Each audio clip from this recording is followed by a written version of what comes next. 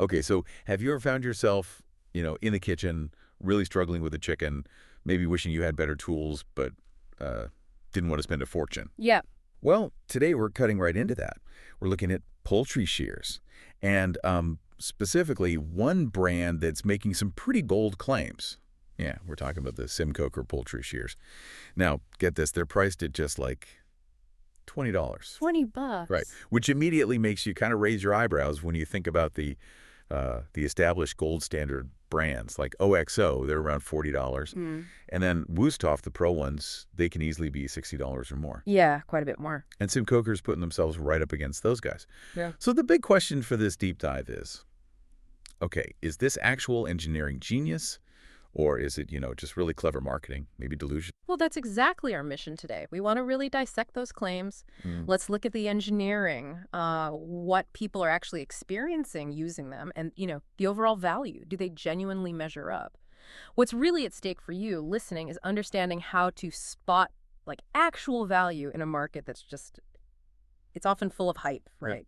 Lots of gadgets that don't deliver. And, okay, when you look at what SimCoker says they're doing, Mm. the engineering details they list in our source material, I mean, they lay out a pretty compelling case. They do. They talk about thicker stainless steel blades and, crucially, microserrations, Oh, which, as you probably know, that's really important for cutting through bone properly. absolutely key. And they mention a reinforced spring mechanism supposed to give consistent tension, Hmm. an anti-slip grip, textured so it works even if your hands are wet, safety locks. And, yeah, they even say they're dishwasher safe. Huh. And our sources make a point of saying most cheap shears skip these engineering details entirely. Yeah. Okay, but hang on. Those details sound great on paper, right? But couldn't any budget brand just, like, list these features? How do we actually know it's not just marketing fluff without real quality behind it? That's a really fair question. And yeah, some brands might just throw buzzwords around. But looking deeper, our research suggests these specific details, like the microserrations and that reinforced spring. They really are foundational to how well shears perform. What's kind of remarkable here is finding all of them integrated at that $20 price. Usually, hitting that price means cutting corners somewhere significant. So it really does suggest SimCoker has, well, they've done their homework on what matters functionally. But the real test, obviously, is how they actually work in the kitchen. Exactly. Performance. And when we dug into the user review patterns, honestly, it was quite striking. People consistently rave about how easily they cut through chicken bones. Yeah. Handling turkey joints, no problem. Even tackling crab shells, which can be tough. Wow. Okay. Anyone who's tried to spatchcock a chicken with bad shears knows that struggle. It's awful. Mm. So hearing these cut through bones, like, and I quote one reviewer, regular scissors through paper.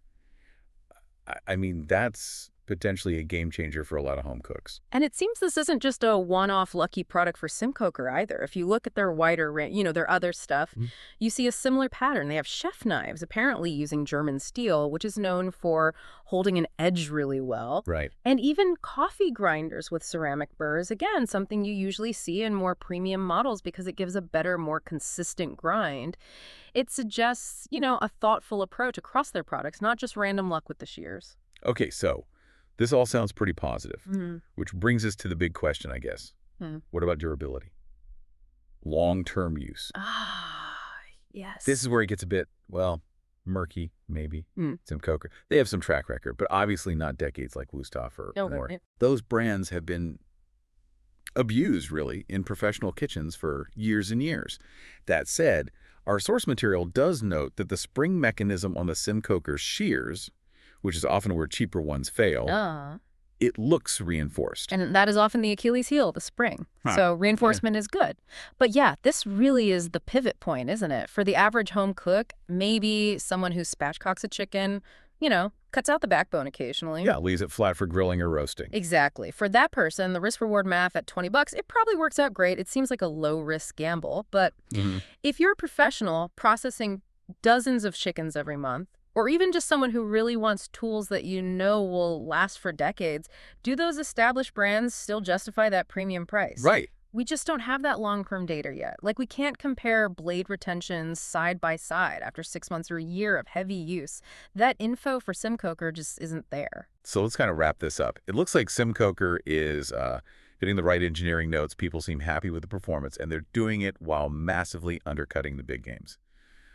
That's fascinating. It really is. And if we connect this to the bigger picture, what does it tell us about like modern manufacturing and what we expect as consumers? For the typical home cook, this deep dive kind of suggests a clear path.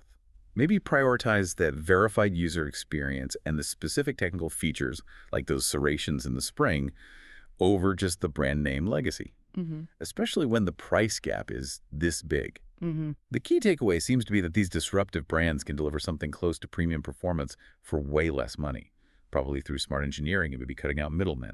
The big unknown, though, still that long-term heavy-use durability. So it leaves a question for you, listening.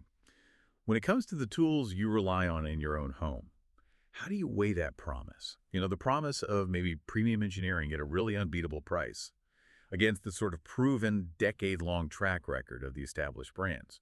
What does that mean for your next purchase?